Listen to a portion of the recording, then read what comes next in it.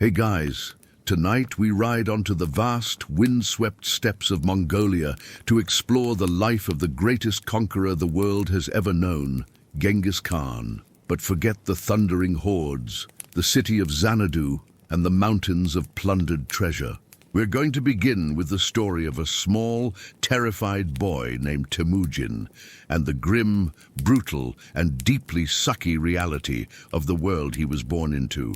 A world that would forge him into a legend through a relentless process of suffering and loss. So, before we begin, if you enjoy these quiet dives into history's unglamorous truths, please take a moment to like this video and subscribe. And as always, I'd love to know where you are listening from and what time it is in your part of the world. Now, let's huddle by a smoky dung fire, listen to the howl of the steppe wind, and ease into the story of a childhood that would forge an emperor. Congratulations. The year is around 1171. You are Temujin, and you are 9 years old. You are the son of Yassa, a respected chieftain of the Börte clan and a minor but important player in the brutal politics of the Mongolian steppe. The good news: you are the son of a powerful warrior in a society that values strength above all else, and you are currently on a journey to be betrothed to a girl from a prestigious tribe, a good political match. The bad news: your father has many, many enemies, and in the world of the 13th century steppe, hospitality is often just a prelude to a well-timed and very permanent act of murder. This is the first reason it sucks to be you. Your entire world is a chaotic, violent, and deeply unstable patchwork of warring nomadic tribes. This is the great historical fact that defines your existence. There is no Mongolia. There is only the steppe, a vast, endless ocean of grass, and on this ocean sail the nomadic clans, the Tatars, the Merkits, the Karaits, the Taichiuds, and your own people. Alliances are temporary, born of convenience and sealed with arranged marriages. Betrayal is a constant. Life is a perpetual low-grade state of war, governed by a brutal, unforgiving code of raid and revenge. You are born into a world where your neighbors are also your mortal enemies, depending on the season. Your very existence is a product of this violence. This is an obscure but vital detail of your life. Your own mother, Holun, was not your father's first choice. He stole her. He and his brothers ambushed her and her new husband from the Merkit tribe and abducted her, forcing her into marriage. This act of wife-stealing was a common, if brutal, feature of steppe life. It also means you have been born into a blood feud before you can even properly ride a horse. The Merkits have not forgotten this insult, and they will be back. On your journey to find your own bride, you and your father are traveling home. You pass by an encampment of Tatars, old enemies of your clan. Your father, bound by the complex rules of steppe hospitality, decides to stop for a meal. This is a fatal mistake. The #1 rule of survival on the steppe is never accept a dinner invitation from people you were just at war with a few years ago. But your father is a proud man. He accepts their food, they are polite, they share their meal, and they almost certainly poison him. The precise details of your father's death are known only through the secret history of the Mongols, a document written decades later. Whether he was deliberately poisoned for past grievances, a theory supported by the text, or simply fell victim to a common sickness, the effect on your life was the same: catastrophic. You ride for a few more days and your father grows weaker and weaker. He knows he is dying. He makes you promise to remember your betrothal, and he gives you your first and last piece of kingly advice, telling you to be cautious. Then he dies, leaving you, a 9-year-old boy, alone in the middle of the vast, indifferent steppe. You are now, by right, the head of your family and the new chieftain of your father's small clan. You inherit his title, his meager herds of sheep and horses, and, most importantly, his very long, very detailed list of blood feuds and powerful enemies. It is a challenging portfolio for a small child. You return to your family's camp, a small collection of felt yurts or gurs with your father's body. You are the new leader. But the other families of the clan, the men who once followed your father, look at you. They see not a new chieftain, but a useless 9-year-old boy who cannot lead a hunt, let alone a war. They see a burden. And on the steppe, burdens are not carried, they are abandoned. Your entire world, which was already a brutal and unforgiving place, is about to get infinitely worse. Your father is dead, you are 9 years old, and you are, in name, the new chieftain of his people. You return to your family's camp, a small collection of felt yurts on the open steppe, and you expect to be treated with the solemn respect due to your new station. You expect the clan to rally around you, the son of their fallen leader. Instead, you are about to receive your second brutal lesson in the unwritten laws of the steppe. Loyalty is a currency paid only to the strong, and you are a small, powerless boy. The day after your father's burial, your father's loyal followers, the families that made up your clan, hold a meeting. They discuss your family's future. The meeting is very short. The decision is swift and unanimous. They decide that following a 9-year-old boy is a terrible strategic move that will lead to starvation and annihilation by their enemies. You are not a leader, you are a liability. They decide that you, your mother, your younger siblings, and your father's other wife and her 2 sons are now someone else's problem. This is the great historical fact of your childhood. Your own people abandon you. You wake up the next morning to the sight of the clan packing up their yurts and gathering their herds. Your mother, Holen, a formidable woman now thrust into the desperate role of a widow, confronts them. She takes the clan's sacred horsetail standard, a symbol of their unity, and pleads with them. She reminds them of their oaths to your father. They ignore her. They turn their backs on the widow and children of their dead chieftain and simply ride away, taking all of the clan's herds and resources with them, leaving your small family utterly alone in the middle of the vast, empty steppe. It is a brutal but efficient corporate restructuring, and you have just been made redundant. This is the next reason it sucks to be you. You are now a starving outcast. You have gone from being a prince to being the lowest of the low, a member of a family with no protector, no clan, and no resources. The secret history of the Mongols, the primary source for your life, portrays the clan that abandoned you, the Taichiuds, as the great villains of your youth. How much of this was historical fact versus how much was later propaganda to justify your own brutal conquest of them is a classic case of history being written by the winner. What is certain is that your life has become a daily grinding struggle for survival. Your mother, Holen, becomes the fierce, unrelenting center of your world. This is an obscure but vital part of your story. In a world where a widow without a male protector had almost no status, she refuses to despair. She becomes a hunter and a gatherer, a testament to the power of maternal love and the fact that the prospect of starvation is an excellent motivator. She teaches you and your brothers the harsh art of staying alive on the steppe. You learn to fish with homemade hooks. You learn to dig for edible roots with your bare hands. You learn to hunt marmots and field mice with small, crude bows and arrows. Your diet consists of whatever you can find. You are the rightful heir to a noble Mongol lineage, and you are currently celebrating because you have just successfully stalked and killed a field mouse for your family's dinner. It is a deeply humbling experience.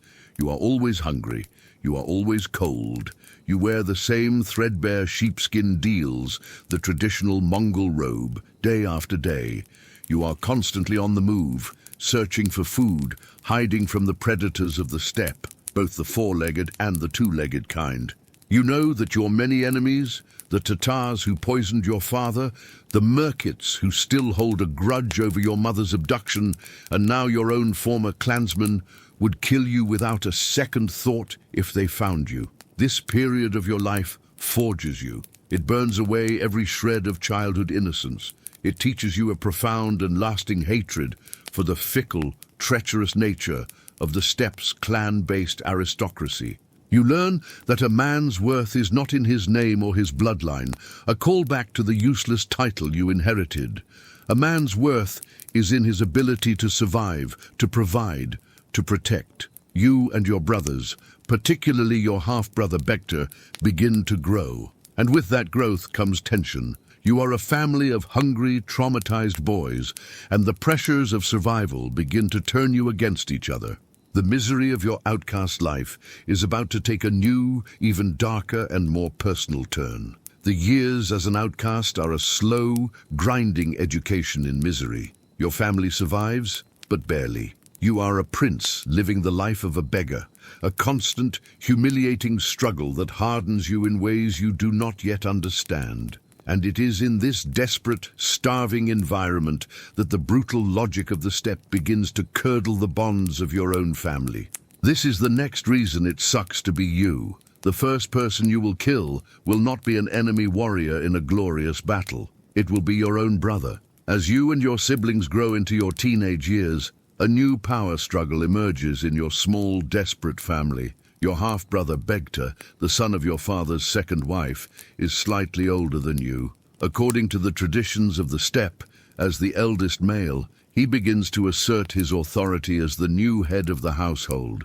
This is an obscure but vital custom. He takes the largest share of the meager food you catch. He gives orders. He sees himself as the rightful leader of this tiny, forgotten clan of 2 women and a handful of children. You, Temujin, a boy with a burning sense of his own destiny and a call back to the pride inherited from your father, do not agree with this arrangement. The tension comes to a head over the most pathetic of prizes, a single fish. You and your full brother, Yassa, manage to catch a small fish in a nearby river.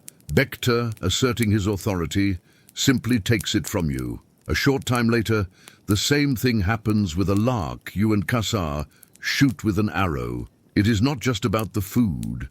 It is about power. Börte is showing you your place. You are a subordinate in his household. You decide with a cold, clear finality that this is unacceptable. You and Yassa will not be subordinates. The true motive for Börte's murder is debated. Was it truly just a petty squabble over food, as the secret history of the Mongols presents it?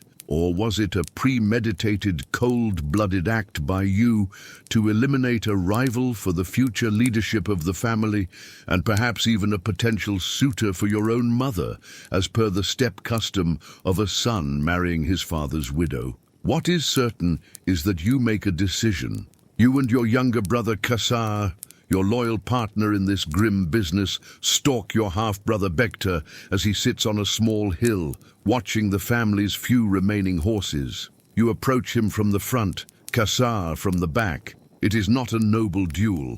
It is a cold, efficient, and deeply personal execution. Börte sees you coming and knows what is about to happen. He does not beg. He simply asks that you spare his other brother, Börte. You and Yassa then draw your bows and shoot him. An arrow from the front, an arrow from the back. You have just secured your position as the undisputed head of a starving family of outcasts by murdering your only rival. You return to your family's yurt, triumphant. You have just committed your first act of political consolidation. You expect to be greeted as the new, strong leader. Instead, you are met with the furious, heartbroken rage of your mother, Holun. She is not proud of you. She is horrified. The secret history records her screaming at you, her words a torrent of grief and condemnation. She calls you a murderer, a destroyer of your own family, a creature no better than a wild dog. When you have no friend but your own shadow, she wails, and no whip but your own horse's tail. How can you turn on each other? It is a harsh performance review from your only remaining parent and the moral center of your world. Her words are a brand on your conscience. You have just learned the brutal paradox of power on the steppe. To gain control, you had to commit an act that has now filled you with a deep and lasting shame in the eyes of the one person whose respect you crave. You are now the undisputed leader of your small family, but your leadership is born from fratricide. The brutalizing, dehumanizing life of an outcast has forced you to turn the violence of the world inward upon your own kin. You are just a teenager, and you have already learned the loneliest lesson of power. that the path to a throne is often paved with the bones of your own family. You are now the undisputed, if deeply shamed leader of your small, starving family. Years pass in this brutal, hand-to-mouth existence. You grow from a boy into a young man, your body hardened by the steppe, your mind sharpened by constant vigilance. You are a poor, landless outcast, but you have one thing going for you, a memory of a promise, a betrothal arranged by your father in that last fateful journey before his death. You are engaged to Börte, the daughter of a chieftain from the respected Conqueror tribe. This alliance is your only hope, your one thin thread back to a life of honor and a place in the world. When you are around 16, you decide it is time to claim your bride.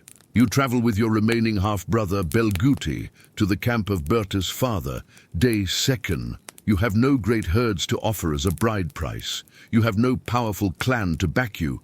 You have only one object of any real value in the entire world, an obscure but vital part of your story, a magnificent cloak made of the finest black sable fur, which was part of your own mother's dowry. You present this single precious coat to your future father-in-law. It is all you own. He accepts. He sees in you not a poor outcast, but the son of his old friend, a young man of pride and determination. He gives you his daughter, Börte. The marriage is a moment of profound, unbelievable hope. You have a wife. You have an alliance with a respectable clan.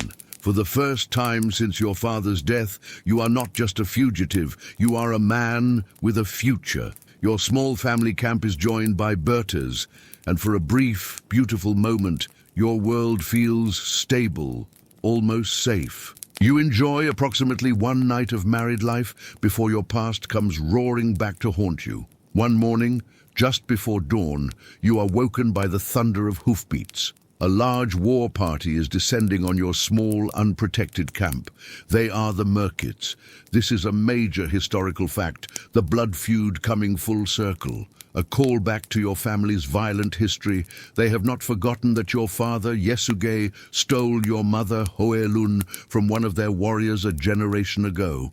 They were waiting for your father to be dead, for his clan to abandon you, for you to be at your most vulnerable. And now they are here to settle the debt. They are here to take a woman in return. The raid is chaos. You are hopelessly outnumbered. You have no warriors, only your young brothers. You cannot fight, you can only run.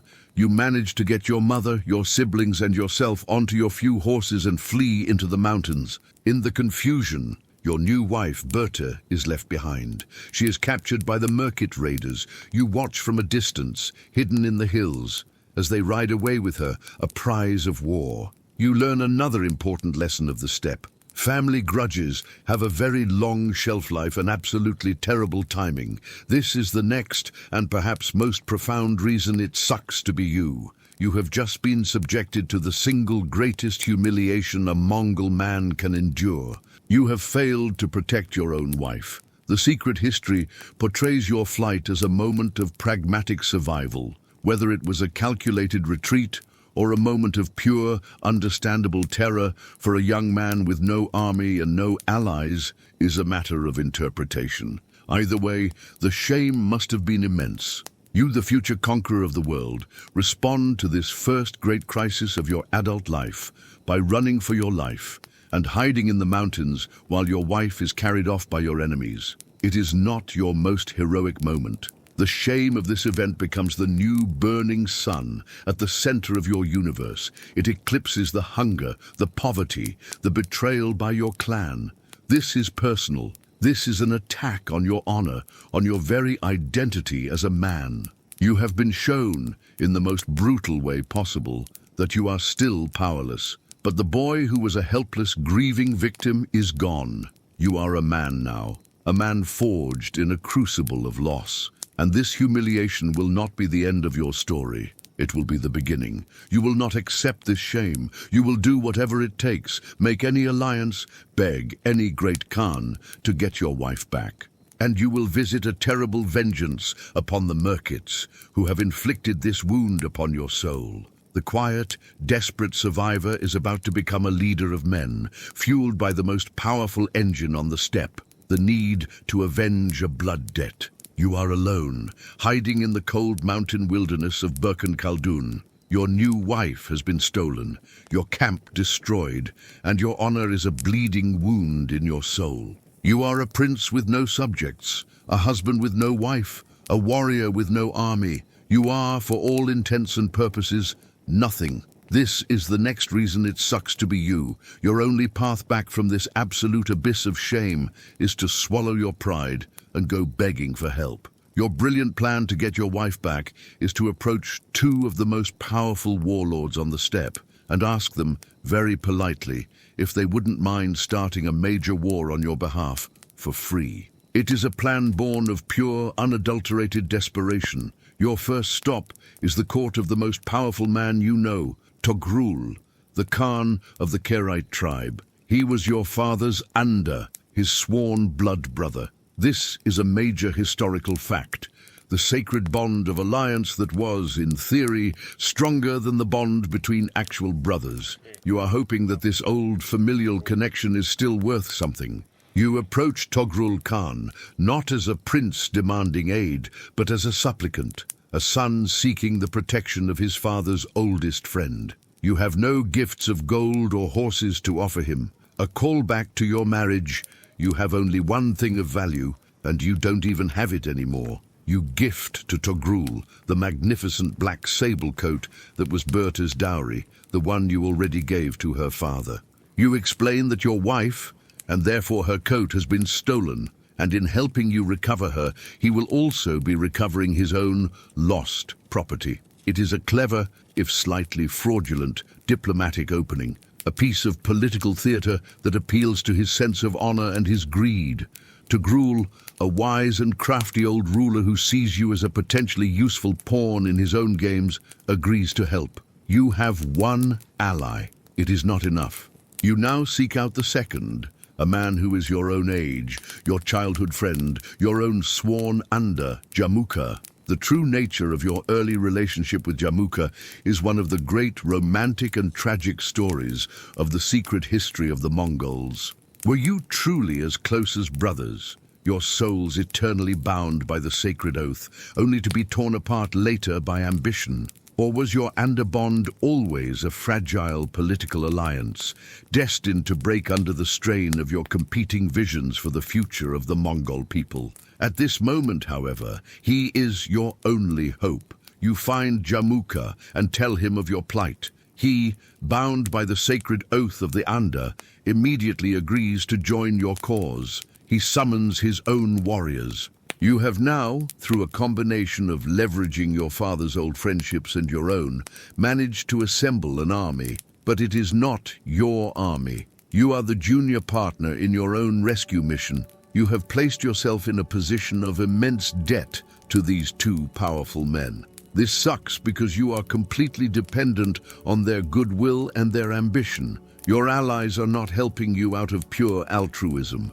Togrul sees a chance to assert his dominance over the Merkits and put you, a young and seemingly manageable prince, in his debt. Jamukha, your blood brother, is a brilliant and charismatic leader in his own right, and he almost certainly sees this as an opportunity to demonstrate his own power and to place you, his primary future rival, in a position of obligation. Your rescue mission is being led by a committee of men who are all probably planning to betray each other at a later, more convenient date. You have been forced to trade your independence for the chance to reclaim your honor. You are no longer a lone outcast, but you are also not your own master. You are now a subordinate commander, a man whose personal quest for vengeance is now entangled in the larger, more complex political ambitions of your powerful allies. You have your army, but the price for it is a web of obligations that will take you years to untangle and will ultimately lead to a bitter and bloody conflict with the very man who is now riding beside you as a brother. After months of careful planning and tense diplomacy, your new borrowed army is assembled. It is a formidable force, a gathering of the clans loyal to the great Togrul Khan and the charismatic Jamukha. You, with your handful of personal followers, are a minor commander in this grand coalition. You are the reason for the war, but you are not its master. This is the next reason it sucks to be you.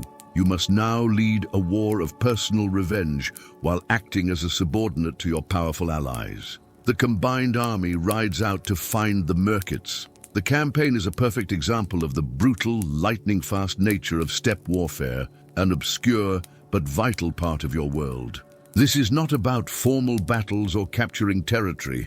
It is about a single, devastating raid, a tatik. The goal is to find the enemy's camp, attack with overwhelming surprise and speed, and destroy them completely. Kill their warriors, steal their herds, and capture their women and children.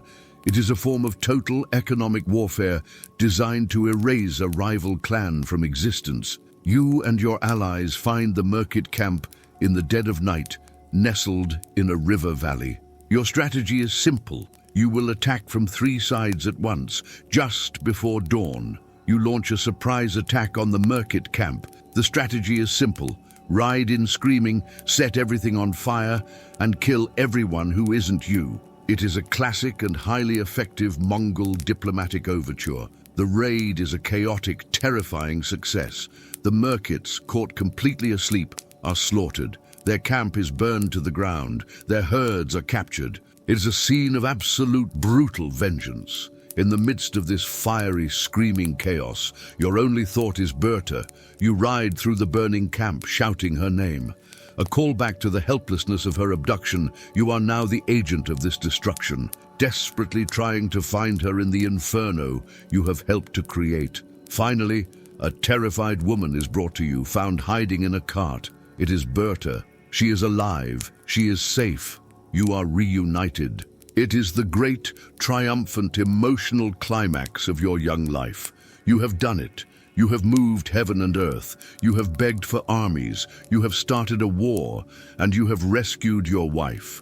You have reclaimed your honor, but your triumph is immediately complicated by a new, deeply awkward and painful reality. Not long after her rescue, Börte gives birth to a son, your firstborn son. You name him Yochi, but he is born too soon after her rescue for you to be certain that he is yours. He may be your son, or he may be the son of one of her Merkit captors. The historical sources state that Börte's firstborn son, Yoki, was born shortly after her rescue. Whether Yoki was truly your son or the son of a Merkit captor is a question that would cast a shadow of illegitimacy over him for his entire life, a source of constant, bitter tension between him and your other future sons.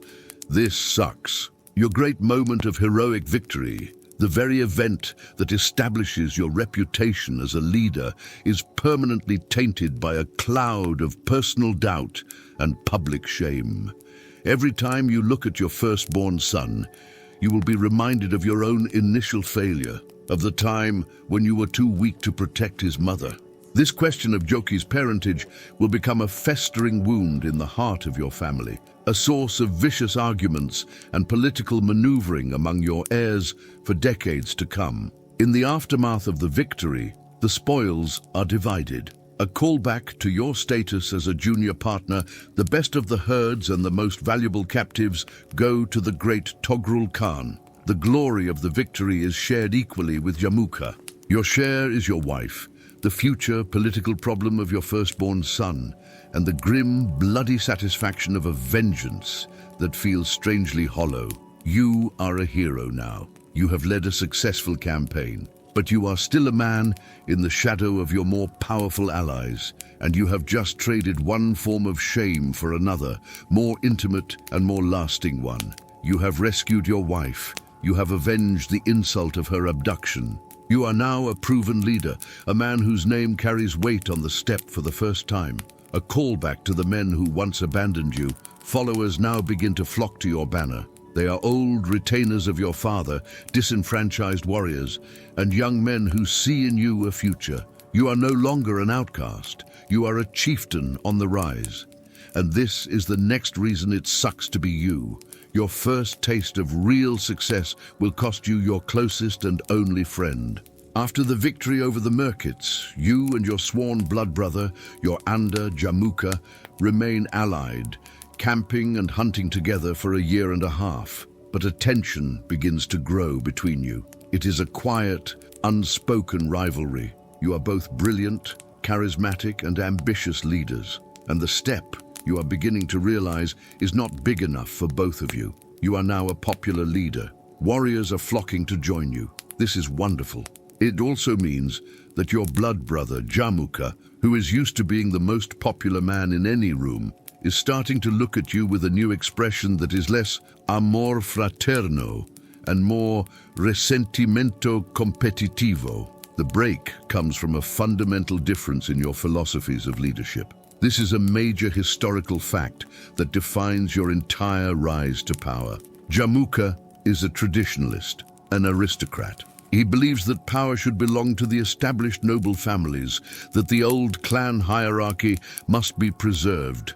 You, on the other hand, are a radical, a callback to your own miserable childhood as an outcast. You have no love for the arrogant and unreliable nobility. You believe in meritocracy. You reward men based on their skill and their loyalty, not their bloodline.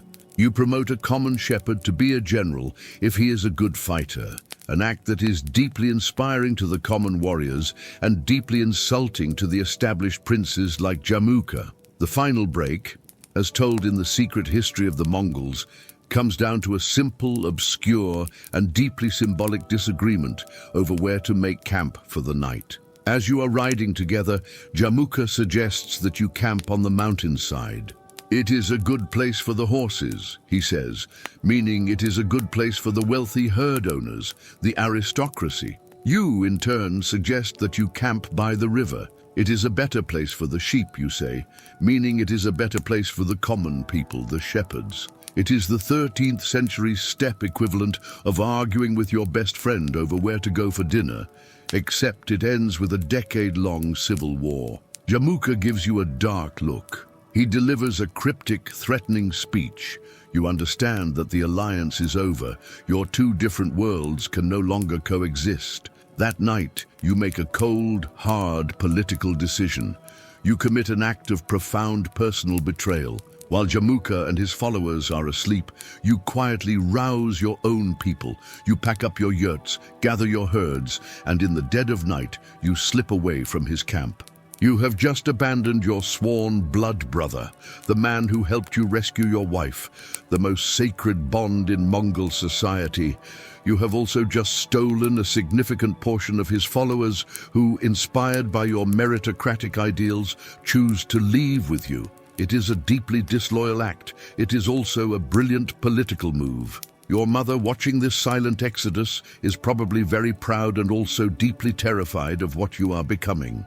The secret history of the Mongols, which was commissioned by your own descendants, portrays your split with Jamukha as a noble, principled stand for the common people against his aristocratic arrogance. Jamukha's side of the story, of course, was never written down, but he likely saw you as a treacherous, ambitious, oath-breaking upstart who was a threat to the traditional way of life. You have now drawn a line in the sand. You are on your own, a chieftain in your own right. But you have paid a terrible price.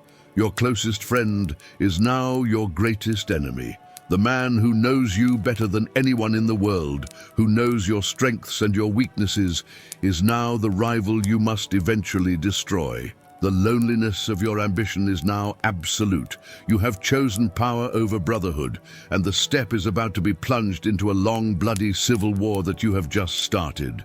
You have betrayed your blood brother and chosen the path of ambition. Your followers, seeing in you a leader who values loyalty and skill over noble birth, formally elect you as their Khan. You are now Temujin Khan, leader of your own small but devoted following. But this act has drawn a permanent line in the shifting sands of the steppe. Your former best friend, Jamukha, a charismatic and powerful chieftain in his own right, is now your sworn enemy. This is the next reason it sucks to be you. Your path to unifying the Mongol tribes will not be a glorious campaign against foreign enemies. It will be a long, ugly, and deeply personal civil war. A 2-decade-long slog of betrayals, humiliating defeats, and brutal victories against the very people you grew up with. This is a major historical fact of your rise to power. It was not a quick or easy journey. The 20 years between your split with Jamukha and your final unification of the tribes are a chaotic, bloody, and confusing free-for-all. The timeline of the many small battles, raids, and constantly shifting alliances during this period is incredibly confusing, even for modern historians. It is a messy brawl, and you do not always win. Your career has more ups and downs than a nervous marmot. There are periods where you suffer devastating defeats, where your followers are scattered, and you are once again a hunted fugitive, a call back to the misery of your youth, forced to hide in the wilderness. You and your former best friend, Jamukha, now spend the next 20 years trying to methodically and permanently murder each other. It is a long, drawn-out, and very personal conflict, the 13th century equivalent of an extremely violent and poorly managed divorce. You represent a new way, a meritocracy. He represents the old way, the aristocracy. It is a war of ideologies fought with arrows and treachery. In one of your early defeats, Jamukha captures several of your loyal generals. To humiliate you, he has them boiled alive in 70 large cauldrons. It is a message, a statement of his contempt for the common-born men you have elevated. You, in turn, learn to be more ruthless, more cunning, and you begin to develop a new and powerful weapon, propaganda. You start to frame your personal ambition not as a quest for power, but as a divine mission. This is an obscure but vital part of your strategy. You claim to have the favor of Tengri, the eternal blue sky, the chief deity of the Mongol people.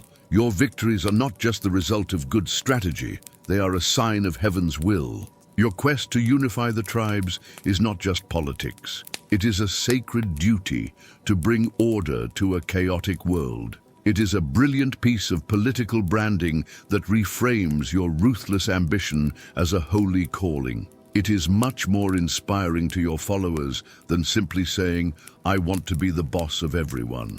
Slowly, painstakingly, you begin to win. You use your genius for organization and your unwavering will to build a loyal and disciplined fighting force. And then you begin to systematically eliminate your old enemies, the ghosts of your past. A callback to the men who poisoned your father, you launch a campaign against the Tatars. After a decisive victory, you enact a terrible revenge. You order that every Tatar male taller than the linchpin of a cartwheel be executed. It is an act of near genocide, a brutal and final settlement of a lifelong blood debt. You then turn your attention to your old patron, the powerful but aging Togrul Khan of the Karaites, who in the shifting winds of allegiance has turned against you. You shatter his army and absorb his people into your own. Finally, it comes down to you and Jamukha, the two blood brothers, the two great rivals. In a final battle, you defeat his forces. Jamukha himself is captured and brought to you by his own men, who are hoping to win your favor. In a strange final act of loyalty to your old bond, you have Jamukha's treacherous generals executed for their disloyalty to their own Khan. Jamukha, your prisoner, tells you that there can only be one sun in the sky. He asks for an honorable death, a death without the spilling of blood, a privilege reserved for nobles. You grant his request. You have your men break his back. Your greatest friend and your greatest rival is dead. You have finally done it. After 20 years of brutal grinding and deeply personal warfare, you have defeated or absorbed every rival tribe. The steppe is quiet, it is united, and it is yours. You have done it. After 20 years of brutal grinding and deeply personal civil war, you have achieved the impossible. Every rival tribe has been either defeated and absorbed or utterly destroyed. Your former best friend and greatest enemy, Jamukha, is dead. The great steppe, once a chaotic patchwork of warring clans, is now silent and united. It belongs to you. This should be the moment you finally rest. It is not. This is the next reason it sucks to be you. Your ultimate victory is not an endpoint. It is the beginning of an even more crushing and inescapable burden. In the spring of 1206, you summon all the chieftains of the newly unified Mongol nation to a great assembly, a Kurultai, on the banks of the Onon River. This is a major historical fact, the official birth of your empire. It is a massive, sprawling gathering of thousands of warriors and their families, a sea of felt yurts on the green plains. It is a grand party, a celebration of the new peace. It is also deeply awkward. You are feasting with men who, until very recently, were all actively and enthusiastically trying to murder each other. The atmosphere is festive, but also laced with the tension of a family reunion, where everyone has sued each other at least once. During this great assembly, a powerful shaman named Teb Tengri, a man whose spiritual authority is immense, stands before the gathered tribes. He performs the ancient rites, and then he declares that the will of Tengri, the eternal blue sky, is now known. You will no longer be known by your birth name, Temujin. You are to have a new title, one fit for your new station. He proclaims you Genghis Khan. It's a grand, powerful, important-sounding title. The precise etymology and meaning of Genghis Khan is one of the great mysteries of Mongol history. Did it mean fierce ruler, oceanic ruler, or universal ruler? The sources are silent. But it sounds much better than the guy who boiled his enemies alive. Your rebranding is complete. A great white standard, an obscure but vital symbol is raised. It is a pole decorated with the tails of 9 white yaks. The white color symbolizes peace, not a gentle, passive peace, but the hard, unified peace you have now imposed on your people. You have become the living embodiment of Tengri's will on earth. You have reached the absolute pinnacle of power and prestige on the steppe. A callback to the starving, abandoned boy you once were. You are now the undisputed master of all the Mongol peoples, and you are miserable. Because as you look out at the thousands of elite, battle-hardened horsemen who have sworn their loyalty to you, you realize you have just created the most formidable and dangerous military machine the world has ever seen. You have united a people whose entire culture is based on warfare, raiding, and conquest. And now they have no one left to fight but each other. The peace you have created is a fragile, unnatural thing.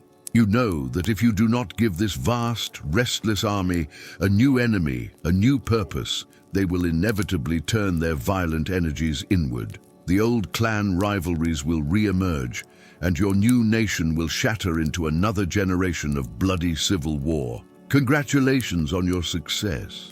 Your new job is to make sure the most famously disunited and violent people on Earth don't immediately go back to killing each other the moment the party is over. You have not retired. You have just taken on the most stressful management job in the world. You have spent your entire life fighting to get to the top of the mountain. Now that you are here, you realize that your only options are to either preside over its inevitable collapse or to find a new, bigger mountain for it to climb. You look south, towards the ancient, wealthy, and decadent Jin dynasty of northern China. You look west, towards the sprawling Khwarezmian Empire. You have brought peace to your people. Now, to preserve that peace, you must unleash them upon the world.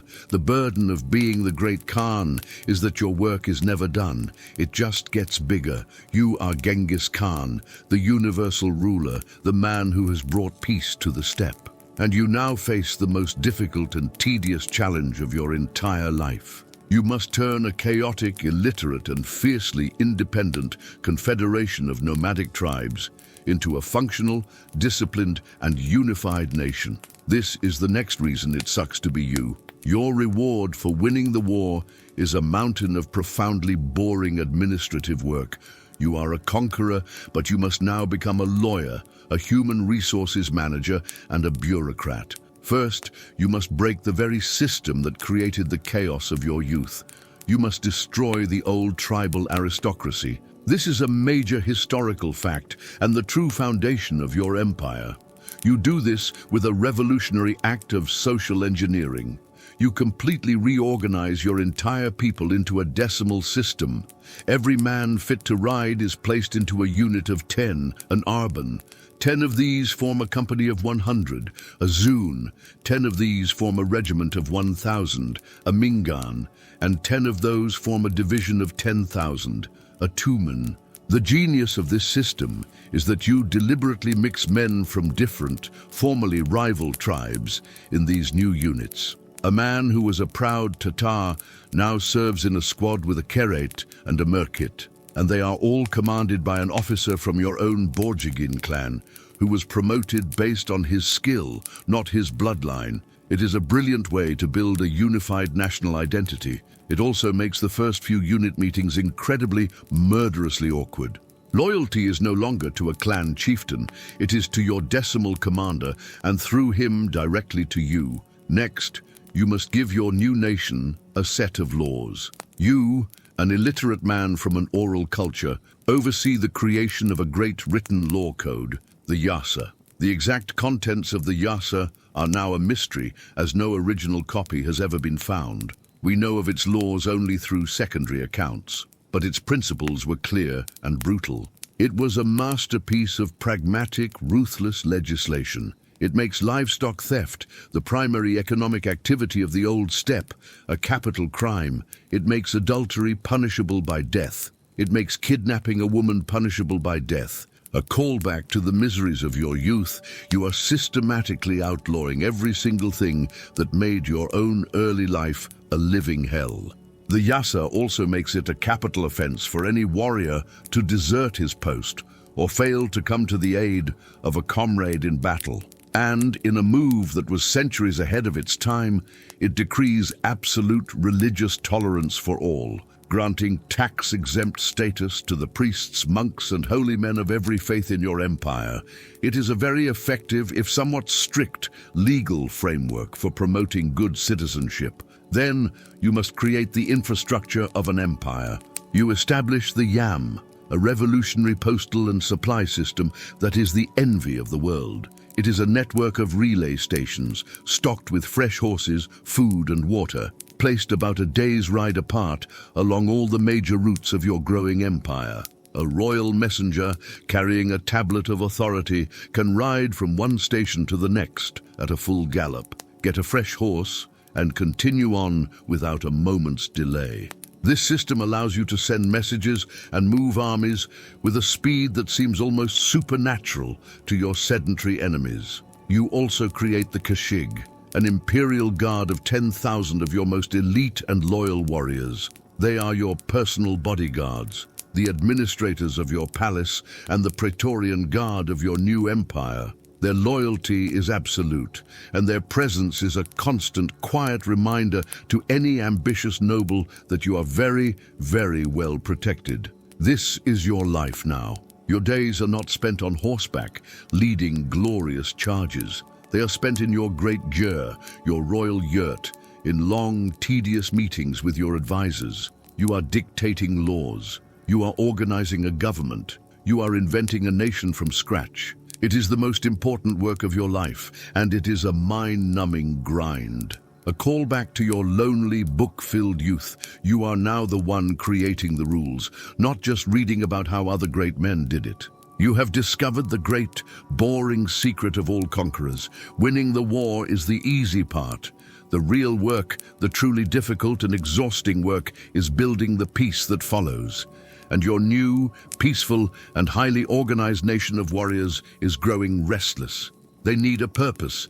They need an enemy. They need a war. You are the great Khan, the ruler of a unified Mongol nation, a perfectly forged weapon of war. But a weapon is useless without a target. Your restless, hyper-militarized society needs an enemy, an outlet for its violent energies, and a new source of the plunder that is the lifeblood of the steppe economy. You look south. You look at the ancient, wealthy, and, in your eyes, decadent and corrupt Jin dynasty of northern China. This is the next reason it sucks to be you, your first great foreign war, the one that will announce your new empire to the world, will be against an enemy so completely different from you that it will force you to relearn the very nature of warfare. You have spent your entire life fighting other nomads on horseback in the wide open spaces of the steppe. Your army is the greatest mobile cavalry force the world has ever seen. Your first major foreign war is against the Jin dynasty, a sedentary agricultural civilization that has perfected the art of building enormous, impenetrable stone walls.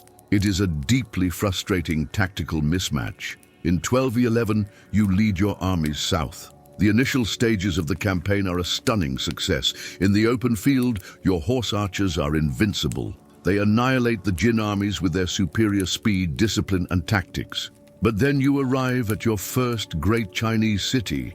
It is a fortress, surrounded by a wall 40 feet high and miles in circumference, bristling with watchtowers and crossbowmen. Your cavalry charges heroically towards the stone wall. This is, you quickly and frustratingly discover, completely ineffective. You are a genius of mobile warfare, a master of the fluid battlefield, but you are now faced with an enemy that simply refuses to move. It is very, very annoying. Your entire military doctrine is useless against a sufficiently large pile of rocks. This is a major historical fact of your first great foreign campaign. You and your Mongols were initially terrible at siege warfare. You had no siege engines, no catapults, no understanding of how to undermine a wall. Your only tactic was the blockade, to surround a city and wait for it to starve. This could take months, sometimes years. It is a slow, tedious, and boring form of warfare that is completely anathema to the Mongol spirit of speed and plunder. Your warriors, born in the saddle, grow restless and sick in the static, filthy siege camps. This is where your pragmatism, your single greatest asset, comes into play. You realize you must learn. Your solution to the problem of not having any siege engineers is simple and ruthless. You will steal the enemies. This is an obscure but crucial detail of your success. As you capture smaller towns and outposts, you begin a policy of forcibly conscripting any Chinese engineer, craftsman, or artisan who has any knowledge of siege technology. You are not just conquering a people, you are absorbing their technology in real time, in the middle of a war.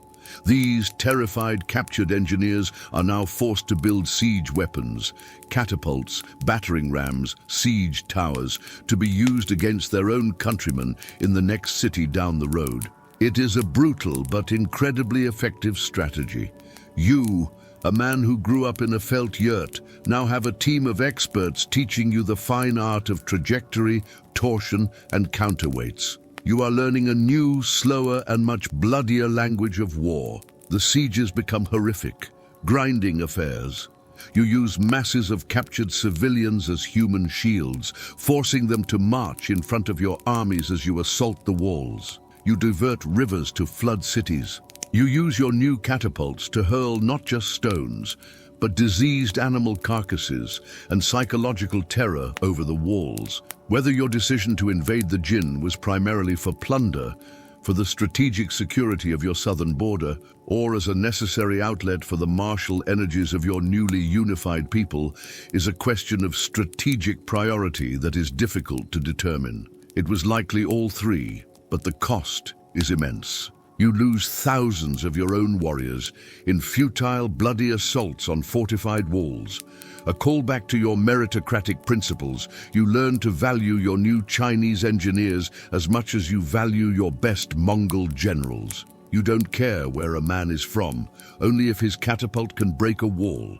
You are slowly, painfully, and bloodily transforming your nomadic horde into a modern, professional siege army. It is a frustrating and deeply unglamorous process. You, the great conqueror, are forced to become a student again, learning a new and terrible craft from your own captives. The easy, lightning-fast victories of the steppe are over. You are now engaged in a long, ugly war of attrition, a war of machines and walls, a war that will take years and cost a sea of blood to win. Years pass in a brutal, grinding war against the Jin dynasty of China. You have learned the slow, ugly, and costly business of siege warfare. You have captured cities, broken walls, and pushed the Jin Empire to the brink of collapse. But the war is not yet won, and now you must deal with a new problem, a new distraction from the opposite side of the world. This is the next reason it sucks to be you. Just when you are focused on one massive, continent-spanning war, you are unwillingly dragged into another, all because of the breathtaking arrogance and stupidity of a man you have never met. Your ambition is now turning west, towards the Great Silk Road. You are not just a warlord, you are a pragmatic nation builder. You want to reopen the trade routes that will bring wealth and goods into your new empire. Your western neighbor is the powerful and fabulously wealthy Khwarezmian Empire, a vast Muslim sultanate that stretches across modern-day Iran, Afghanistan, and Central Asia. In 1218, you decide to make a peaceful overture. You are busy with a difficult war in China, and you are not looking for a new one. You send a massive trade caravan of 450 merchants, along with your envoys, to the Khwarezmian frontier city of Otrar. Your message to the ruler of the empire, Shah Muhammad II, is simple. I am the master of the lands of the rising sun, while you rule those of the setting sun. Let us conclude a firm treaty of friendship and peace. Whether your initial trade mission was a genuine attempt at peaceful commerce, as you claimed, or a thinly veiled espionage mission designed to probe for weaknesses, is a matter of historical interpretation. Given your track record, a bit of multitasking seems likely. But the response you receive is neither commercial nor diplomatic. The governor of Otrar, a man named Inalchuk, is greedy and suspicious. He accuses your merchants of being spies, arrests the entire caravan, and with the Shah's tacit approval, has all 450 of them executed. He then seizes their immense caravan of goods for himself. It is not the start to a beautiful friendship you had hoped for. When the news of this massacre reaches you, you are filled with a cold, controlled rage. But you are a pragmatist. You are still bogged down in China. You decide to give diplomacy one last chance. You send a second mission, this time of 3 envoys, directly to the Shah himself. Your demand is simple. Hand over the governor of Otrar for punishment and return the stolen goods. The Shah, a man whose arrogance is matched only by his poor judgment, receives your envoys. He responds by having your chief envoy executed. He then has the beards of the other 2 envoys shaved off, a profound and deliberate humiliation in Mongol culture, and sends them back to you. This is a catastrophic miscalculation on his part. He has not just insulted you, he has violated one of the most sacred and unbreakable laws of the steppe, a law you have enshrined in your own great code, the Yassa. This is an obscure but vital part of your worldview. The person of an ambassador, an elchi, is sacred and inviolable. To harm an envoy is to directly insult the Khan he represents. It is an act of sacrilege, a crime against the order of the world and against the eternal sky, Tengri, a callback to the divine authority you now claim. The Shah has just, through his own vanity, made a political dispute into a holy war. You are now forced to put your very difficult and very expensive war in China on hold. You must now gather your armies, reorganize your entire grand strategy, and march more than 2,000 miles to the west to go and annihilate a completely different, multi-million-person empire. And you have to do it all because one of their corrupt middle managers had a very bad day, and his boss was too arrogant to apologize. It is a profoundly irritating logistical and geopolitical headache. You return to your sacred mountain in Mongolia. You pray to Tengri for 3 days and 3 nights, and you make a vow. You will bring a vengeance upon the Khwarezmian Empire so total, so absolute, that the world will speak of it for 1,000 years. The war you are about to launch will not be a war of conquest for land or riches. It will be a war of pure, undiluted and methodical punishment. The sucky reality is that this new world-altering campaign, the one that will earn your people their reputation for unmatched brutality, was not part of your grand design. It is a massive, unwanted distraction, a war you have been forced into by an insult that your own laws and your own pride make it impossible to ignore. You have declared a holy war of vengeance. You now face a new and immense challenge. The Khwarezmian Empire is not a collection of warring nomadic tribes on an open plain. It is a vast, ancient civilization of great fortified oasis cities, protected by a series of immense, seemingly impassable natural barriers. The scorching Kaiselkum Desert and the towering mountain ranges of the Hindu Kush. This is the next reason it sucks to be you. To get your revenge, you must first lead your massive army of horsemen and their animals across one of the most inhospitable deserts on the planet, a place that has been a graveyard for armies for centuries. This is a major historical fact and one of the greatest military feats of your career. In 1219, you launch your invasion, but you do not take the obvious expected route. Instead, you divide your army. You send your best generals, including the legendary Subutai, on diversionary attacks, while you personally lead the main force of your army on a secret suicidal march directly through the heart of the Kaiselkum Desert, a maneuver considered impossible by every military expert of the day. You are essentially flanking an entire empire by marching through a waterless hellscape. The journey is a slow, grinding nightmare. This is not a glorious cavalry charge. It is a brutal endurance test against nature itself. Your men and your horses suffer terribly from thirst and heat exhaustion.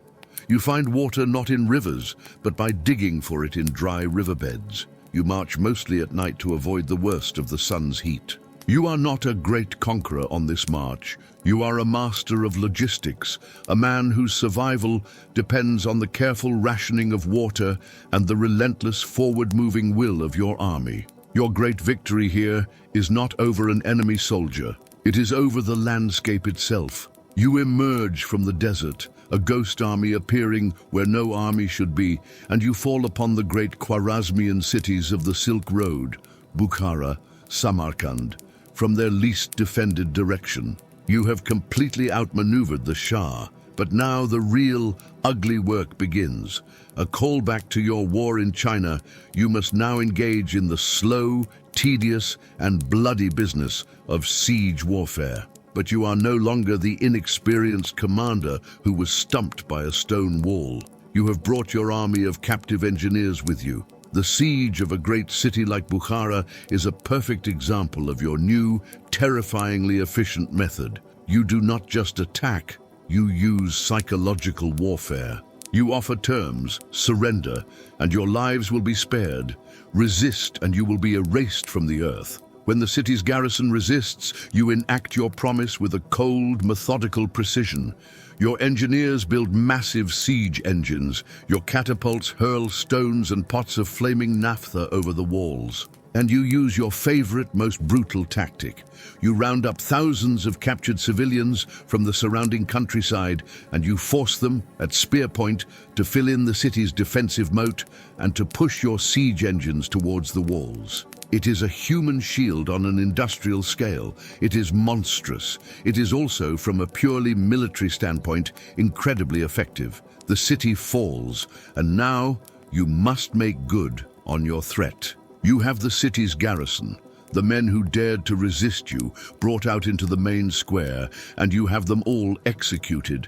You then allow your army to sack the city, a controlled 3-day explosion of looting and violence. But even this is pragmatic. You give strict orders for all artisans and craftsmen, weavers, metalworkers, architects, to be spared. They are rounded up and sent back east to your new capital in Mongolia. You are not just destroying a civilization. You are systematically stripping it of its intellectual and artistic capital and absorbing it into your own. You ride into the great mosque of Bukhara.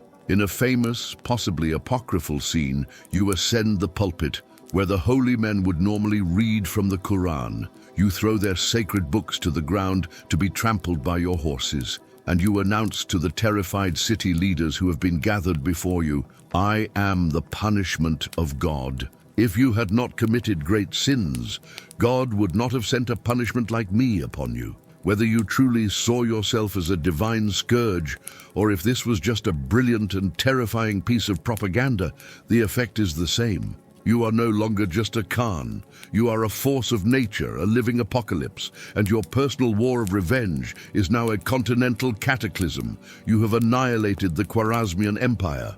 Its great cities are smoking ruins, its fields are barren, and its rivers run red. The Shah is dead, having died a miserable fugitive on a remote island. Your vengeance is complete. You have proven, beyond any doubt, that you are the punishment of God. But this is the next reason it sucks to be you. You have just conquered one of the largest and wealthiest empires in the world, and now you have to figure out how to actually run it. You are the CEO of a massive multinational corporation that you have just acquired through an extremely hostile takeover. There is no training manual. The immediate glory of conquest gives way to the slow, tedious, and profoundly boring grind of imperial administration.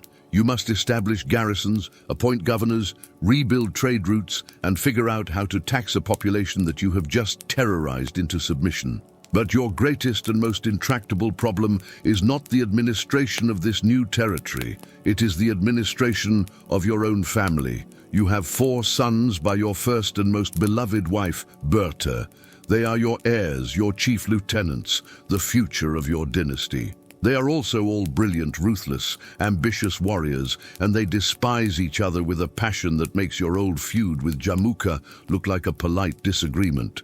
This is a major historical fact that will haunt the rest of your life and ultimately destroy the unity of the empire you created, the vicious rivalry among your sons. At the center of the conflict is your firstborn, Yochi, a callback to his troubled birth. The shadow of his mother's abduction by the Merkits has never left him. Your second son, Chagatai, a man known for his harsh, unyielding and legalistic mind, openly and frequently questions Yochi's legitimacy. He implies, often in public, that Yochi is not your son, but the bastard son of a Merkit, and therefore has no right to inherit. The true nature of your feelings for your firstborn son, Yochi, is one of the great emotional mysteries of your life. Did you secretly harbor the same doubts about his parentage as Chagatai? Or did you always consider him your true son, as the secret history insists, and were pained by the division he caused? What is certain is that this family feud is not just a private drama. It is a full-blown succession crisis. According to traditional Mongol inheritance customs, an obscure but vital part of your culture, the empire is to be divided among your sons as personal fiefdoms or uluses. But one of them must be chosen to succeed you as the great Khan, the supreme ruler. And you cannot choose Yochi without his own brother, Chagatai, likely starting a civil war. The crisis comes to a head during a great Kurultai, an assembly you call to formalize the succession. In your presence, Chagatai explodes in a rage, publicly shouting that he will never accept the rule of a Merkit bastard. Yochi, also a proud and powerful commander, lunges at his brother. They have to be physically restrained by the guards. You, Genghis Khan, the man who commands the loyalty of 1,000,000 warriors, the man whose single word can condemn a city to death, are forced to sit on your throne and watch your own children try to kill each other in front of your entire court. It is a moment of profound public humiliation and a devastating personal failure. You try to mediate. You give a long paternal speech, reminding them of their duty, of the unity of the empire. But the poison has taken root. To keep the peace, you are forced into a compromise. You bypass both of your elder sons. You cannot choose Yochi because of the question of his legitimacy. You cannot choose Chagatai because he is too harsh and unpopular. You are forced to name your third son, the affable, charismatic, and notoriously heavy-drinking Ugadai, as your successor. He is a good man, a popular choice, but perhaps not the strongest. You have not solved the problem. You have merely postponed it. You look at your sons, these 4 powerful men who are the pillars of your empire, and you see the seeds of its destruction. You have conquered the world, from the shores of the Pacific to the Caspian Sea. but you cannot conquer the pride, the jealousy, and the ambition within your own family. You have forged a world-spanning empire through sheer force of will, and you now know, with a bitter, chilling certainty, that the very men you bred to inherit it are the ones who will eventually tear it all apart. You are now an old man in your 60s. You have conquered a swath of the planet so vast it is difficult to comprehend. You have achieved more than any man in history, and you are exhausted. You are weary of the endless campaigns, the constant administrative headaches, and above all, the bitter, unending squabbles of your own sons. But you cannot rest. This is the final and most sucky reason to be you. Your life is a wheel of violence that you have set in motion, and you are forbidden from ever getting off. Your capacity for holding a grudge, it must be said, is world-class. You must lead your army on one last campaign. Your target is the Tangut kingdom of Xixia, a vassal state that dared to defy you years earlier by refusing to send troops for your Khwarezmian war. It is a matter of honor, a loose end that must be tied up. In 1226 you march. It is to be your final punitive war, but your body, which has endured a lifetime of hardship, is finally beginning to fail you. During a winter hunt, your horse shies and you are thrown to the ground. You are the greatest horseman of the greatest horse culture in history, and your final fatal injury is the result of a simple, clumsy riding accident. The fall causes severe internal injuries. You are in constant, agonizing pain and running a high fever, but you refuse to abandon the campaign. You lie in your campaign tent, directing the final siege of the Tangut capital from your sickbed. You are dying, slowly and painfully, while your armies outside are carrying out your final, brutal orders. Knowing that your end is near, you give your last command regarding the Tanguts. When the city falls, every living thing is to be exterminated. The entire Tangut civilization is to be wiped from the face of the earth, a final, terrifying testament to the price of defying your will. In August of 1227, in your campaign tent, you die. Your death is not a glorious end on the battlefield. It is a slow, miserable decline into sickness and pain. The man who conquered the world is ultimately defeated not by a great army, but by a fever and internal bleeding. Your death is kept a strict secret from your own army until the Tangut capital has been taken and its people annihilated, your final orders carried out to the letter. Now comes your final journey and your final act of control. This is an obscure but vital part of your legend. Your burial was to be a secret. You did not want a grand mausoleum, a pyramid, or a monument that could be defiled by your enemies. You wanted to vanish. Your funeral procession carries your body back to Mongolia. According to the legend, the soldiers of your funeral escort kill every single person and animal they encounter on their journey to keep the location of your burial an absolute secret. You are buried in an unmarked grave, somewhere near a sacred mountain in your homeland. The slaves who prepared your tomb are executed by the soldiers who guarded them. Then, those soldiers are, in turn, executed by another set of guards. The secret is sealed in layers of blood. The ground is leveled, and trees are planted over the site, or a river is diverted to flow over it, erasing it from the map forever. You, the man who redrew the map of the world, are deliberately, methodically erased from it. And so your story ends, not in a grand hall or a golden tomb, but in a hidden, unknown patch of earth on the vast, silent steppe. You were Temujin, the boy who was abandoned, who had nothing. You fought your entire life for security, for power, for a name that would echo through eternity. And your final command was for your own physical presence to be completely annihilated, to become a part of the endless, empty landscape that forged you. The ultimate conqueror's final act was to disappear. You are everywhere in the history books, but you are nowhere on Earth. And in that profound, quiet, and deeply lonely anonymity, your long, brutal, and world-changing struggle is finally, mercifully over.